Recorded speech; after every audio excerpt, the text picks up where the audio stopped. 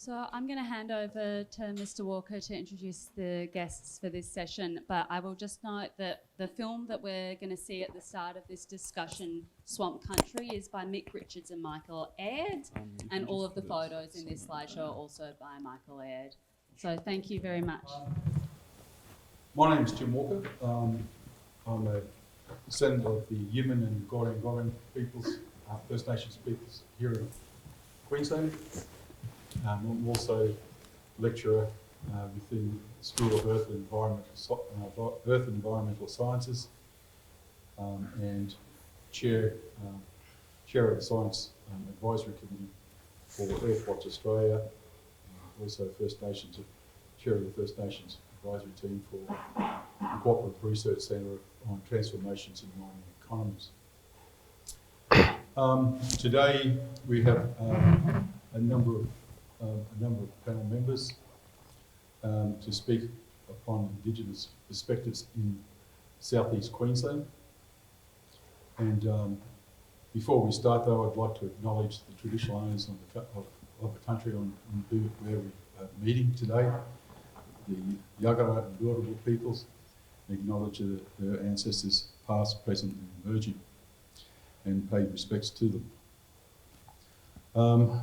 In order to kick off, what I might do is get each of the panel members to introduce themselves, say a few words, and then we'll go into a panel session.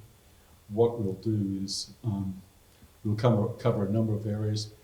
Because we don't know what the boundaries are of the southeast Queensland region, from what I understand in talking about this marine social sciences plan. We're going to talk about things in general, especially around this area. But what we'll do is get each of the panel members to give you an idea of where their fit is within this southeast Queensland region. First off, I'll start from Michael Aird. You want to kick off? Yeah, I'm Michael Aird. I'm Director of the Anthropology Museum here at UQ. I've got a knowledge that I'm sitting beside Mibu, whose mother used to work at the Anthropology Museum back in the 1970s. So I first met her mum, Bernice, in 1985, I think, when I first came to UQ. So had a long association with the Anthropology Museum at UQ. And in general, yeah, I've since 85, I've basically been working in Aboriginal history, particularly interested in photographic history. Documenting, seeing how Aboriginal people have been represented in photographs, and also merging that in more recently with Aboriginal people and native title and connections to country, sort of looking for connections to country through photographs. Hi, so I'm Mibu Fisher. I'm a Ngunnawal Ngugi and Gurrumpul woman from Quandamooka country, which is just out here in the Bay. And I call myself a marine ethnoecologist, and I'm with the Commonwealth Scientific and Industrial Research Organisation, or CSIRO. And I've basically had training as a marine scientist in natural resource management and management of fisheries and things like that. But one of the most recent things I have been doing is I am one of the Indigenous lead authors for the Australian State of the Environment report for their marine and coastal chapters. So getting a really good understanding of what's happening to our marine and coastal environments nationwide.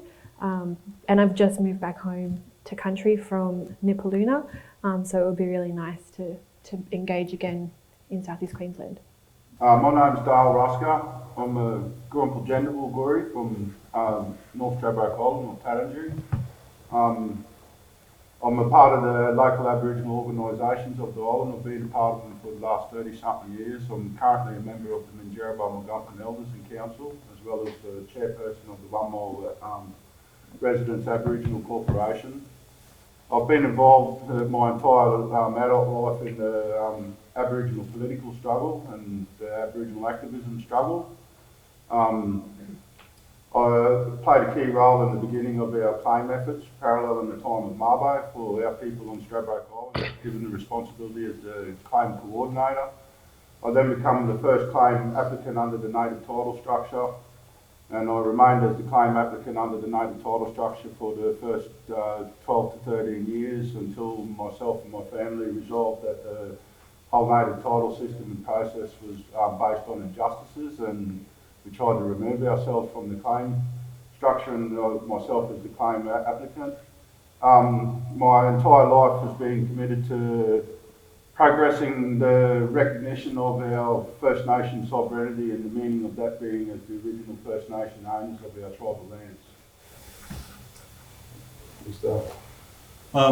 What we'll do now, Michael's got a short film that's actually going to demonstrate some of the talking points that we'll be covering today in relation to use of country. Do you have the film? After that, then I'll go into some panel questions and discussion.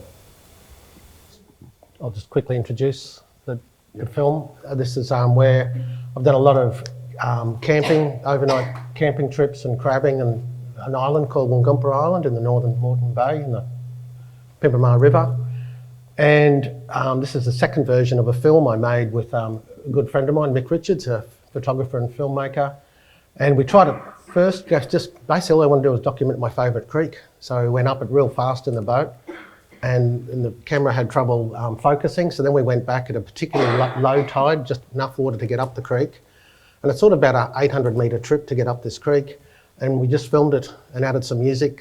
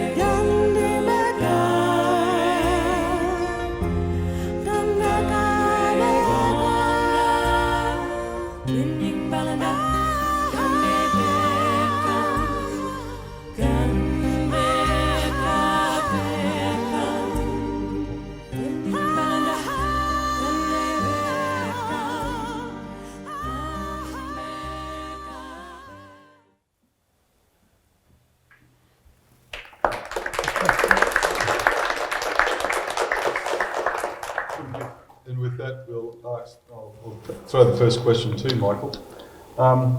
When we think about Moreton Bay, is that the extent of the southeast Queensland region, do you think? Or do you think? Or is that it? Well, I guess I don't know what people think of the region, Moreton Bay. Just the photos that we're just rolling through now are just I guess the part of the Moreton Bay that I'm closest to, the area basically from the Pimpama, Logan River, Coomera River area. Also, I grew up on the Nerang River, which is sort of is part of Moreton Bay, and all the way up to the north end of Bribie Island. So in a sense, Moreton Bay is bigger than what most people think. But for me, it's really the southern part that I'm my strongest connection to, and feel really passionate about particularly the mangroves, the swamps, the Bay Islands and in the southern Moreton Bay. What do you reckon, Nick? Is it just from Stradbroke down and that's it? Or does it extend further? Oh, I think from my perspective, like growing up, I always saw Moreton Bay as like Moreton, Straddy, kind of that little enclosed area across to Cleveland and Wellington Point area. But knowing that Moreton Bay actually is a lot larger than just that, even going into like the land area and coming like up to here, because it all influences the bay. Similar to like what Michael said, it's really a big area. So if you're looking at developing a social sciences marine plan for Southeast Queensland region, you've got to define the boundaries, because just as we're talking now, you can see that even consideration of Moreton Bay is probably a bigger region than what people think. So from the Narangba River north to almost to the Sunshine Coast, inclusive. Yeah. So if you're looking at the Southeast Queensland region, you then have to have those sort of considerations. Do you go as far as K'gari or Fraser Island as well, to include that within your Southeast Queensland regional plan? Dale, we were talking before, just outside, about some of the people that, some of the organisations like local government and state government, some of the problems that we have there, that you've been having over the years, in getting them to consult with your groups over in Stradbroke. What do you think? Who do you think some of the stakeholders that should be involved within a Southeast Queensland regional plan? Well, I believe, and I've experienced now for over 30 years, the attempted engagement process to incorporate the First Nation values into policy planning and development. And I've seen the outcomes of a lot of those processes and how it's more so about ensuring the representation of non-Indigenous interests, commercial, recreational and political sectors. As far as my core values of beliefs go, and it's something that my old people, the elders before me, taught me, that was so important to my being as a First Nations person, and the fact that we are still there as the original sovereign owners. The major stakeholders are the original First Nations people who have a pre-colonial customary connection to that land. And the reality of our being, for many of us, even though there's been native title consent determinations for the Quandamooka people in 2011, some of us still represent, and from my family, my great-grandfather was a Muka, and he was descended directly from the Muka, the original creation of law for our place. And our sovereignty, we believe, has never been ceded, and we do everything we can to try and maintain the representation of that sovereignty and to not allow any further cessations of it to occur as a result of political impositions and political planning processes. So without a doubt, the major stakeholders are, regardless, the First Nations owners of the place. Who else do you think would be amongst those stakeholder groups, Mike? It's a hard question. Mainly because you have, as Dale's been talking about, you have political structures that the government talks to, but there's a lot of other Aboriginal people that aren't represented by formal political structures and have genuine opinions and genuine connections to country. And I think it's particularly sort of the research I've done over the decades, looking at the lives Aboriginal people have lived over the last 100+ years. That Aboriginal people in the past had to make really tough decisions to stay on country. And a lot of those decisions involved, working hard, conforming, fitting into the European economic system, just to survive, just to avoid having their children taken away from them, and sent to missions and reserves. So in a sense, a lot of Aboriginal families, in a sense, really succeeded in the very industries where they had natural connections, they had skills, oystering, boating, even more recently, droving, cutting down timber, the cattle industry in general, and of course more contemporary, things like sand mining, building roads, building canals. So in a sense, the very industries that have affected the environment, in a sense, damaged the environment, have been the very industries that have enabled Aboriginal people to stay in country. So you've got this conflict between this conservatism amongst Aboriginal families that have learnt over 100 plus years to be conservative to survive, and in a sense to downplay, to not publicly, in a sense, publicly be Aboriginal and demand public rights. But you've got people really genuinely trying to hang on to rights, genuinely, continually using the environment, catching dugong, catching turtles, surviving in the oystering fishing industries.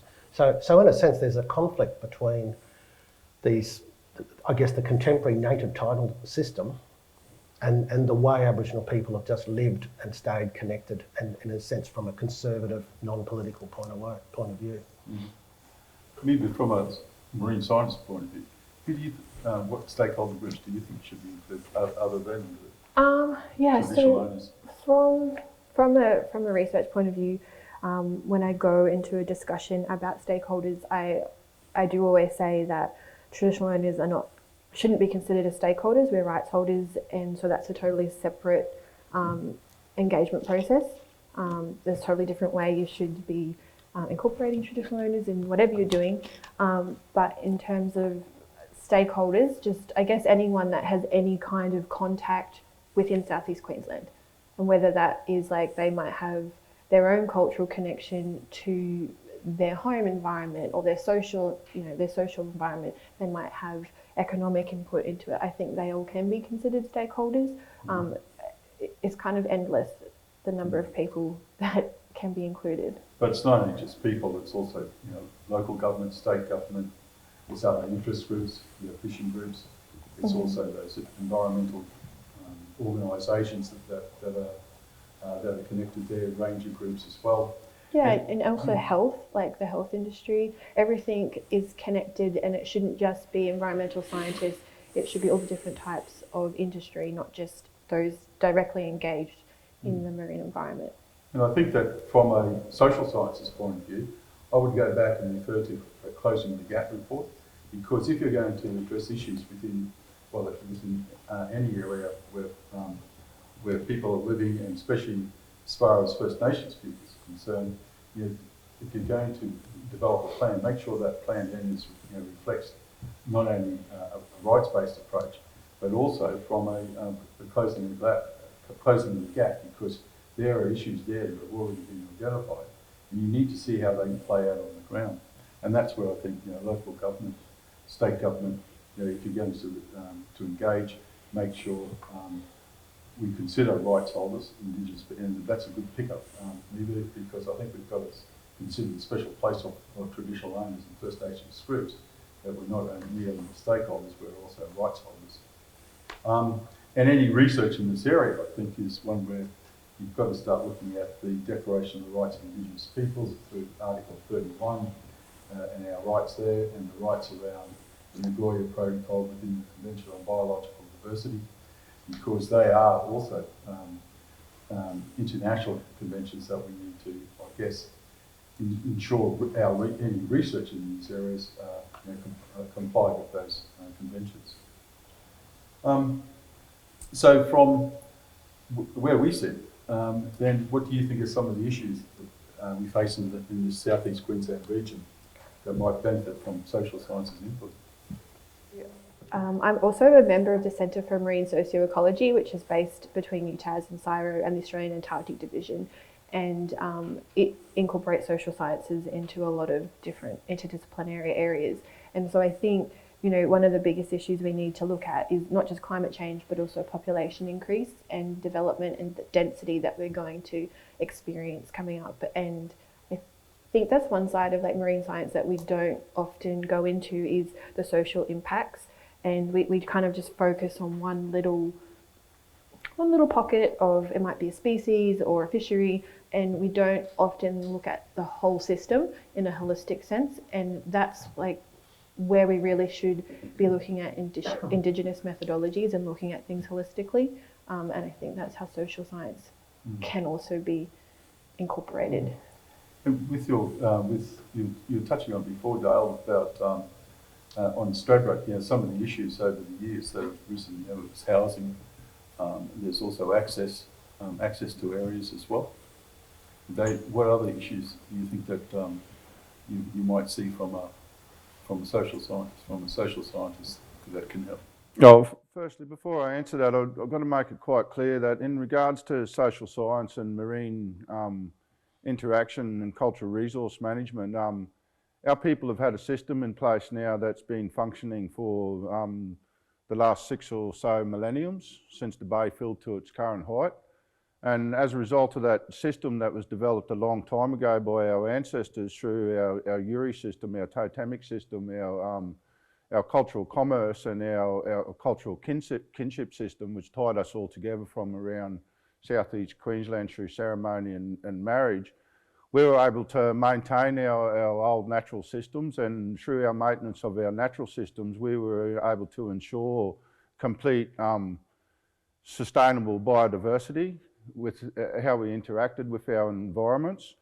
With how things have become as a result of colonial incursion and beg to differ in my views to a lot of people, and I in no way mean to be confrontational, but I see a lot of problems being caused as a result of the colonial incursions and the systems that are used for management of our lands and our resources. And till this date, there's some of us First Nations people who do not accept the authority of those foreign systems and the way they impose themselves upon us and utilise our resources. And I've got to just make this one point of clarity when we look at native title and we look at the progression of Mabo to the point just before native title. When the High Court of Australia, the highest jurisdiction in this land and the Commonwealth common law governance system, overturned the doctrine of terra nullius, that was a critical decision made by the High Court of Australia, because all common law of this country's governance was based on the foundations of terra nullius. And when that doctrine was overturned and it was acknowledged as being a lie, that put a question mark up over the legitimacy of the validity of all common law that had been developed after. And with that legitimacy of validity of common law also raises a question in relation to the true value and meaning of nationality. And while it's left unresolved, and while there still is sovereign owners around the place like myself and others, there's plenty of us around the country who do not accept the political impositions of federal legislations and their processes. And while that question of legitimacy of validity remains unresolved and it's not approved by our people, or we refuse to cede in our First Nation being of our sovereign principles, it raises a serious question over nationality. And at the moment, a lot of us believe the country still functions from the basis of terra nullius, and that there's still a big question over whether as nationality still exists in a fictional state. So it's hard to resolve all of the issues that we're faced with because it's just endless. It's just so enormous, it's endless. And the fact that there's no proper consideration given to within the judicial processes of this country the true meaning of our being as the original First Nations owners, the original sovereigns of this land. And that then affects, when we start looking at that from a rights perspective and accessing resources within our traditional areas, the traditional owner areas, that then plays out, that can actually bring us into conflict with government as well, can't it? Especially local, from fisheries officers, from the idea of pollutions, polluters. We have rights there that we should be able to ensure that we can also apply penalties to people who transgress our rights.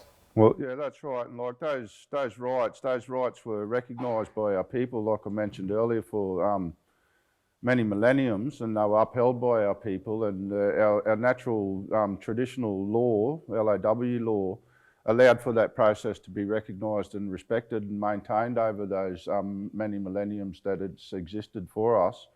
And from our own perspective, because we had it so down pat and it was so cohesive amongst us all, and how we interacted with our natural environments, there wasn't very much conflict. But as a result of the new systems that function under the common law processes, we're continuously presented with conflict because those systems are continuously presenting us with issues that are having an effect on our place as well as ourselves and our being as the original people of the place. And I think that when you start to look at it, and picking up from what Neatly's earlier statement before, is that it's when we start talking about, say, Water Bay, but the South East Queensland region, it's not just the seawater, the coastal areas. It's also those rivers that flow into those into that country, that sea country. And so therefore, when you start to look at a South East Queensland,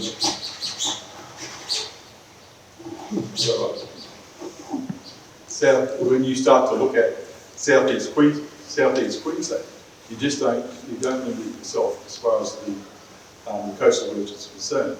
And it's when you start to look at those river systems, it then gives you an idea that there are other groups that you need to engage with, both as stakeholders but also as rights holders. And you know, maybe Murrumbidgee and Woodville, and then as you go up into the Sunshine Coast, the Cubby, and then where are the sources of those rivers, and then engage with those people. But it also means that then you've got to consider the environment through which those rivers flow, and who are the polluters, what's happening to those rivers.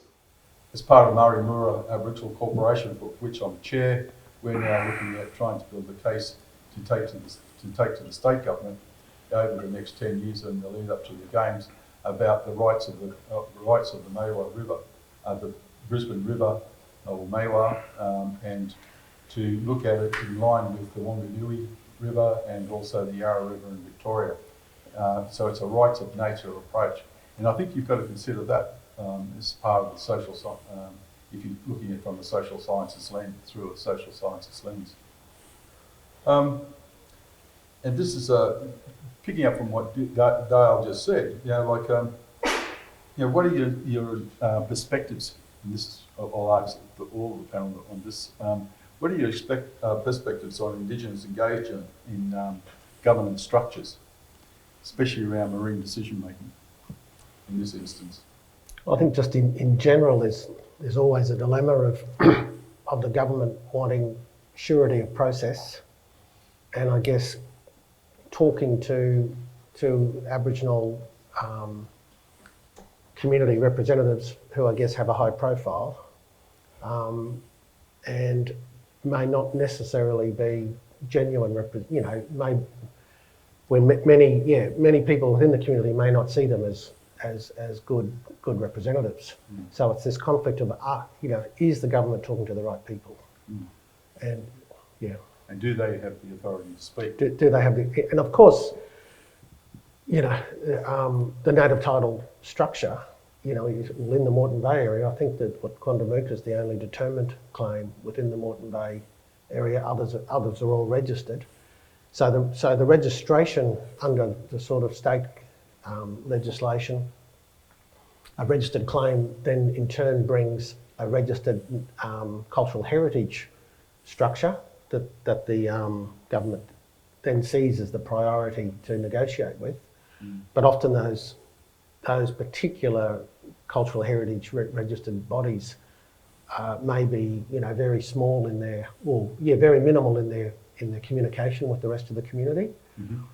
And then of course when you have a determined claim, which Quandamooka is, that then brings from a government perspective a very straightforward structure that you then deal with one prescribed body corporate, which of course others will say that body corporate doesn't represent us fairly. So there's this never-ending dilemma between, is the government talking to the right people, and who they are talking to, is it the right people, and is everybody happy, and are they doing the right thing with communicating with the rest of the community that they say they represent? And for any other First Nations people here in the room, we all know what Michael's talking about there, that's for sure, because I don't think we've ever seen, it's just part of our lot, I guess, as, when we start talking about, getting involved in native title determinations. Mibu, what about you? What's been your experience? Well, from my experience, I'm not sure if I have seen Indigenous engagement in regards to marine decision making in governance structures, but I do often work at a Commonwealth level. I think that says a lot. I think there's like some people who would like to see engagement happen. I always do engagement like that because I don't like it as a word. But I don't know what else to use in place of it.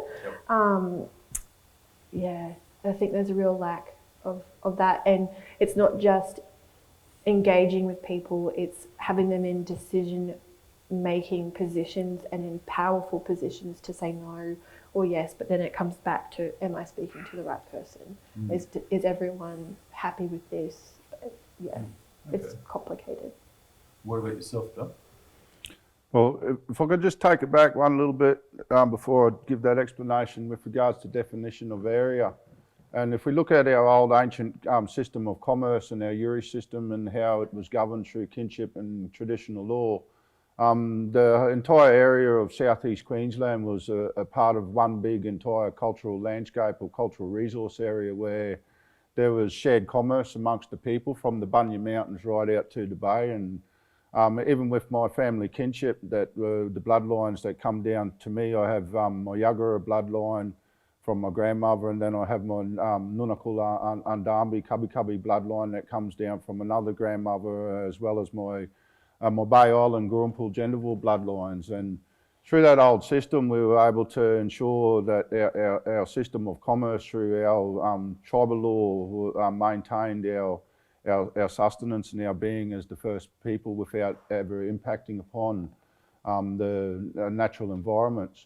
With regards to engagement, I see that process as being a process that's used mostly to usurp First Nations people into processes that are foreign to our own. And through the usurpation, it forces us to compromise our First Nations being to fit within the systems that are foreign and that are usually responsible for many of the negative impacts that are caused upon our place. I've seen the attempts made with fisheries in Moreton Bay to engage through Moreton Bay fisheries representative groups, and they usually comprise of members of commercial operators as well as government operators, and they might leave one or two spaces for Indigenous representation. So it's a really tokenistic process.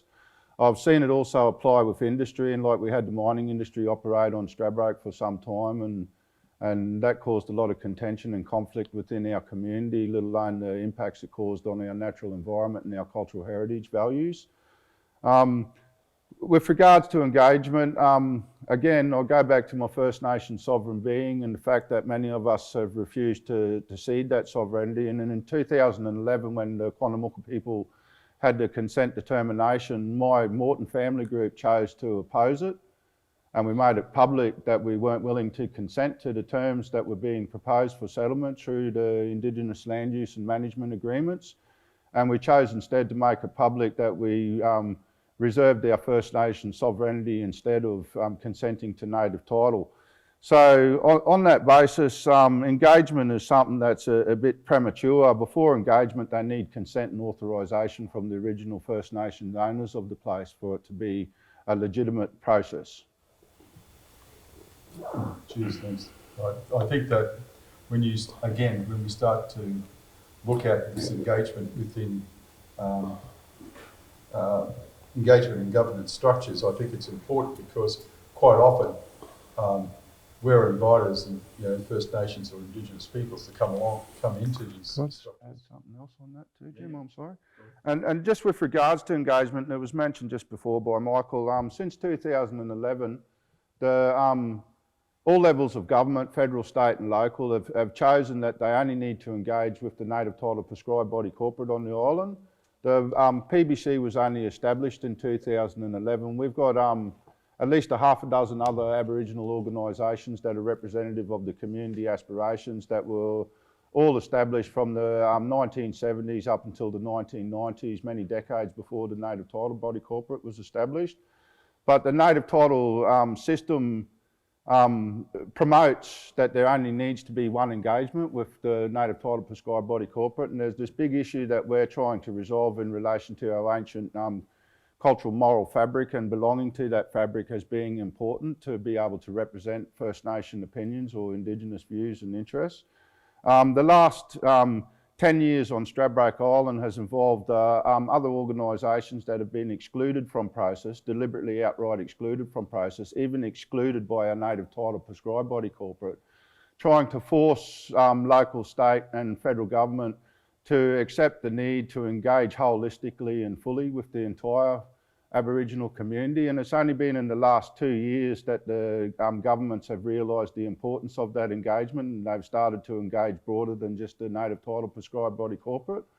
When I look at governance and the modelling of governance from federal government to state government down to local government and the way the Native Title Act has worked and functioned, they've actually developed up the fourth tier of governance in this country, and it's the governance that comes from the First Nations or the Aboriginal people through their representation on native title prescribed body corporate. So for a lot of us, we believe that they have actually become an arm of government. They've become the fourth tier of common law governance in this country. That'll give you something to think about, because especially when you start to look at consultation, engagement, for one of the better words, maybe. And so if you thought this was all pretty well straightforward, I think you might be sort of rethinking that. And just picking up on, just had snippets from Daniel's presentation before, and I think that when you start looking at from governance, social science, helping natural science through this minefield, as it were, then this idea of a fourth level of government, through these native title, that's come about because of native title. I think you're really going to have a good long think about how you may go about developing this plan, and especially when you consider that within the southeast Queensland region, if it is going up to Kagari, you've got World Heritage, and there's I think there's a World Heritage application pending for Moreton Bay. I think that's been contemplated at the moment, or planning towards at the moment. So there's still quite a bit. We haven't even touched on the legislation yet, and I'm leaving that to last because that's I'm a bit anal in that area. So I thought, I'll touch on the boring bits later. Jim, I'll just say, I think the big term I mentioned before is surety of process. The government wants surety of process, and essentially, if you give money to certain individuals, you get surety. You get people going to the press, signing documents saying, we support this. And that's reflecting on another important state legislation, is the 2003 Aboriginal Cultural Heritage legislation, Queensland legislation, that is racist in its nature.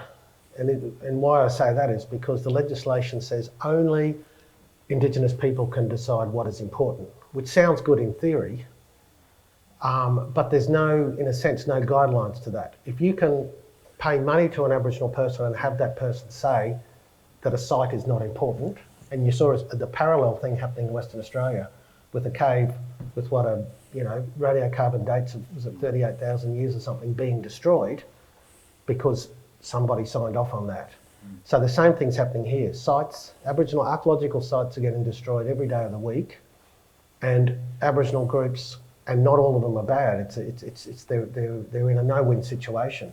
They basically have to agree to allow these sites to be destroyed, and in return, they get access to country to document the sites. They get in with archaeologists. So in a sense, something good comes out of it. The sites get documented, then they get destroyed, as opposed, which would be worse if they were just getting destroyed. So it's a really bad situation. The legislation is designed to enable that to happen. The whole legislation is designed for surety of process. And within that, you've got winners and losers. You've got Aboriginal groups, particularly prescribed body corporates and other registered bodies under state legislation, who are benefiting, and other Aboriginal people are completely excluded and upset with what's happening to their country. Can I follow on from that? And just following on from those comments of Michael's in relation to ourselves on Stradbroke Island,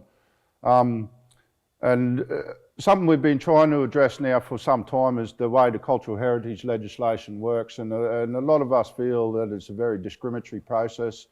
It's a process that we call it the stones, bones and shells approach to culture. It's based on the ancient remnants of our being, the rubbish tips and the physical evidence left behind. And we believe that the intangible cultural heritage values are more important than the tangible.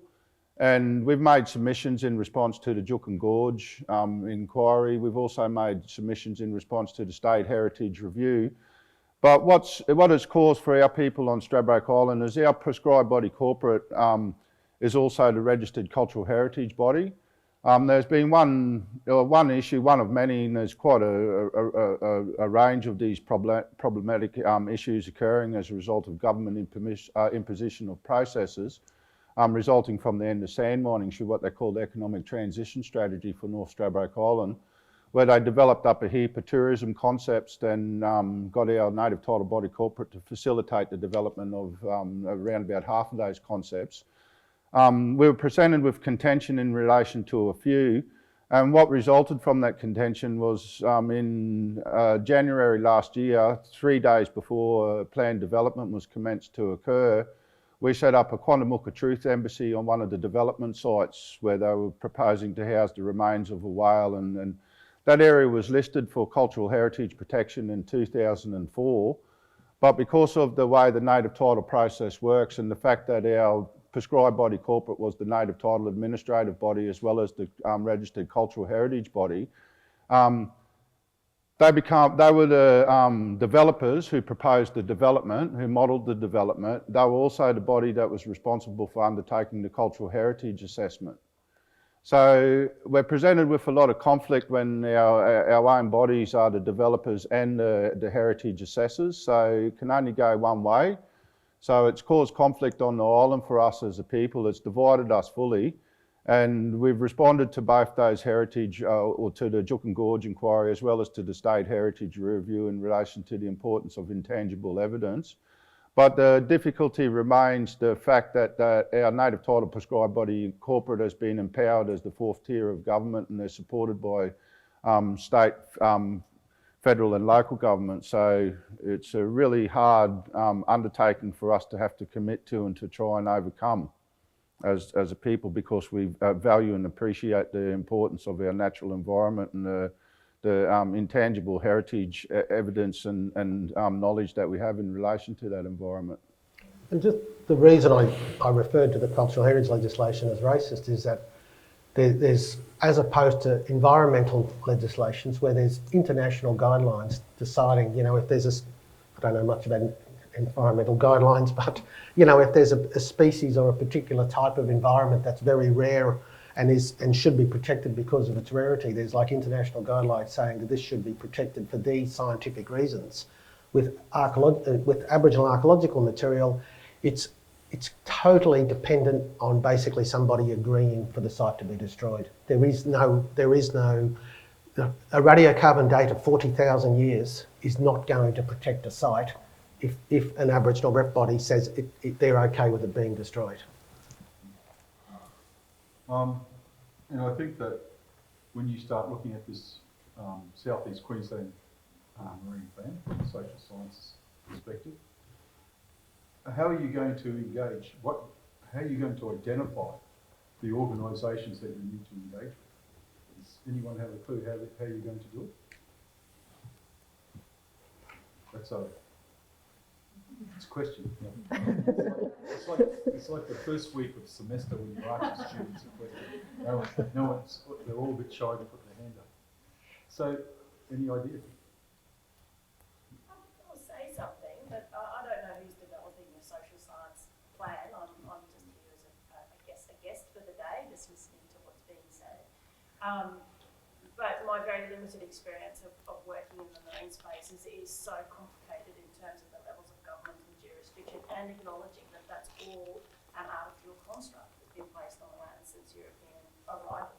And I personally find it extremely challenging to connect with, find the right people to talk to get the right opinions, to navigate not only our system of legislation and policy, but to find the right people in the First Nations landscape to talk with and find out what I need to do my job better in terms of protecting the natural and cultural values of Moreton Bay. So I listened to this presentations today and just go, oh my goodness, we have such a challenge in front of us that is supported by legislation that is not friendly to maintenance of traditional values and cultural values in the landscape, let alone natural values. Don't talk about threatened species conservation. You know what, that legislation is just failing us left, right and centre. But in the same construct, so is the legislation guiding native, tribal and cultural heritage. So I don't have a solution, but I just think, the more people that can get engaged, the more people that can listen to what you're telling us, recognise that the legislative construct that we work in is failing. How do we alter that so that we do get surety of process, but it's appropriate surety of process and engage effectively in that process and recognising the right holders, not just the stakeholders.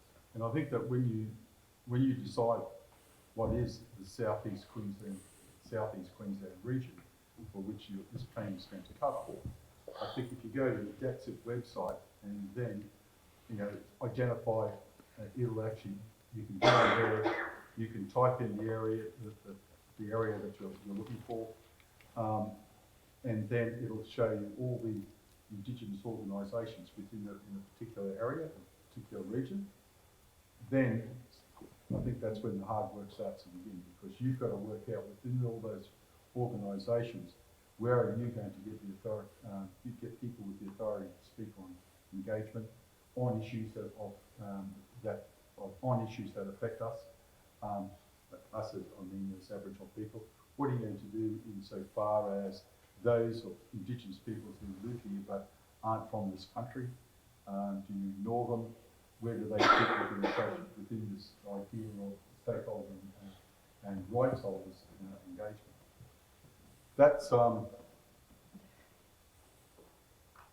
one. We're coming towards the end, and I just want to know if you were going to give some advice to government, or give some advice to give advice to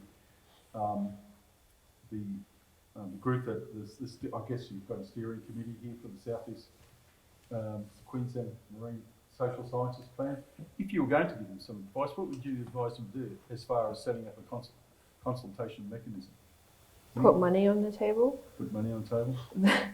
Like, the problem with all the different researchers, all the different government departments, organisations that want to engage with people, their capacity is like blown out. There's not enough money, there's not enough funding for all these different people to be contacted, and they are being stretched to the limit on minimal funding or no funding because they might not actually be an organisation. It could just be a family group. And so I think if people genuinely want to engage, they have to incorporate funding for engagement or consultation or whatever you want to call it into their, not just into their project plan, but into like their organisational plan. Has to be like a shift in the organisational values in order for that to fit within this Western system that we currently have to work within.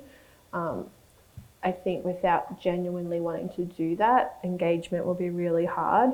And just because you see like one or two organisations on a website, you might contact a few people, you have to keep kind of going beyond that and develop the relationship with the community so you know the politics of the community, and then you'll understand all the little nuances. Any advice, Bob? I think the big thing is to question the quality of the advice you're getting. And a lot of people think that, as long as you're consulting with somebody who's had their picture in the paper lots of times, that person's got a high profile, therefore it's the right person. But if you're not comfortable, or if you question the quality of the advice, if you think you're not getting good advice, go elsewhere. It really is about, and not just, as I said, not just about getting somebody who will say yes to everything you want. It's about getting diversities of opinions and, cross-referencing, and like academia, you reference things, you check the references. Dale, what do you think?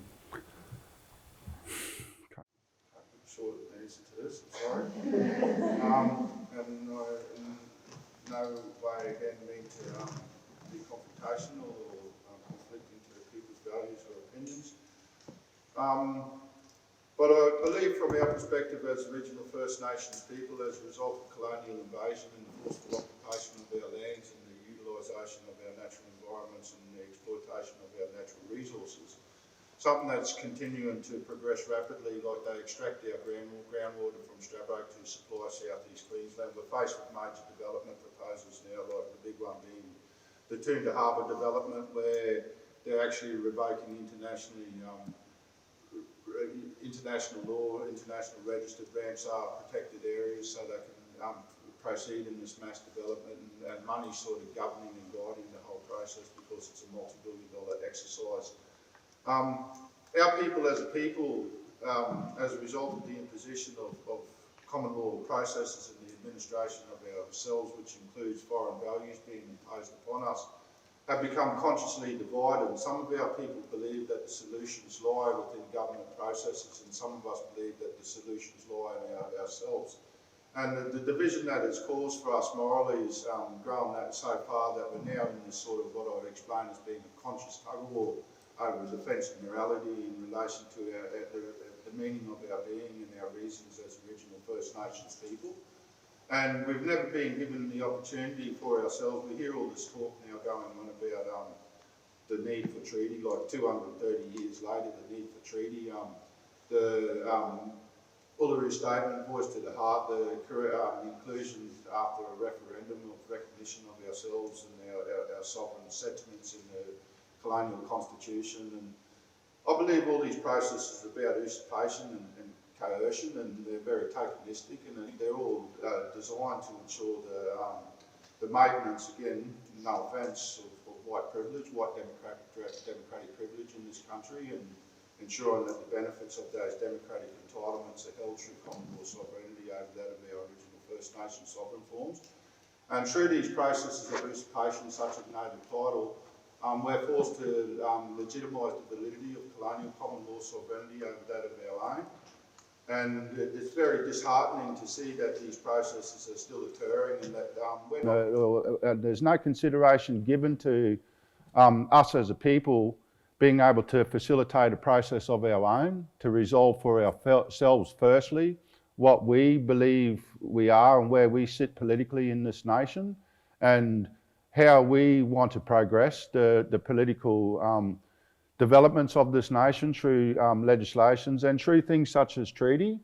Like, all of these things are just imposed upon us, and we're expected to just fit within and react to them. So there's a hell of a lot to be done, and I think it'd only be fair, and it'd be truly fair and equitable if this nation gave, instead of a referendum to include us in the Constitution, agreed to a process that we could undertake ourselves to define for ourselves who we are, and what it means to us politically and legally in relation to this country and how this country exists. And I'm sort of hoping that that process occurs, but it's looking like it's more than likely not going to, because of the vested interests of colonial common law rights and interests in our land. So, yeah, we just got to, as Aboriginal people, we teach the next generations the importance of our being and meaning, and that we're faced with this generational struggle, that we need to maintain our principles and our values and uphold the meaning of those values, and hopefully succeed in achieving some success over several generations and not immediately over a few months or a few years of a lifetime.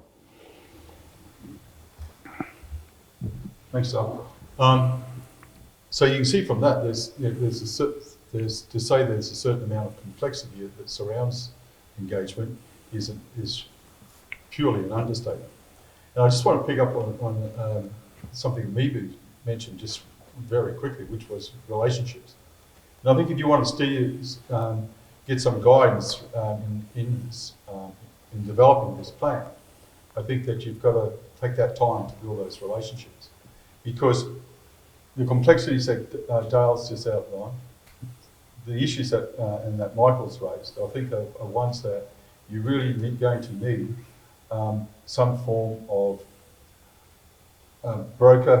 cultural broker, to engage, to help you engage and help you build relationships. And I tell this, and I say this in quite a few lectures I make, that about when you start to develop in your project management, that you've got to build within those timelines right at the start, time to build the relationships. And I'm not talking about a couple of days or a couple of weeks. If you don't have that time, then you should find someone who actually has developed those relationships and engage them as part of the team. Because without those relationships, you're either going to get you can either be shunned, you can either be given some information, but if you want a complete participation, we're no longer informants. We are co-researchers, partners, collaborators, and we no longer come for free, because sugar, flour and tea is no longer considered valid payment as far as we're concerned, or free information. So we see that, we start to see it, and we see it coming through in some of the academic publications, and I certainly started to see it within CSIRO, where you actually have co-authorship.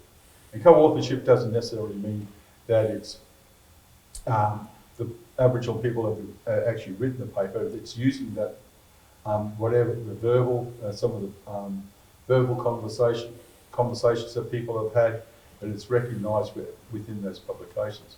But engagement requires relationships, and relationships require time, and you've got to build that within your any project that you're doing. And I think that, from me, it's really about you might have an advisory group, but you really need a complete holus bolus Indigenous advisory group. If you're having this steering committee, you have to try and shape which way you're going with this plan. Then you really need to have right at the start Indigenous representatives on that steering committee.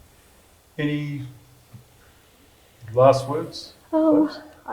Just one for researchers, I guess. Have a really good understanding of the human ethics and how that, I'm sure if you're a social scientist, you're across that, but also the Indigenous cultural and intellectual property principles that have been developed, that they can be stronger, and making sure in your consent forms and your media release forms that you are protecting knowledge and that they are owned by the community and not by you as a researcher. I think that's really important as well.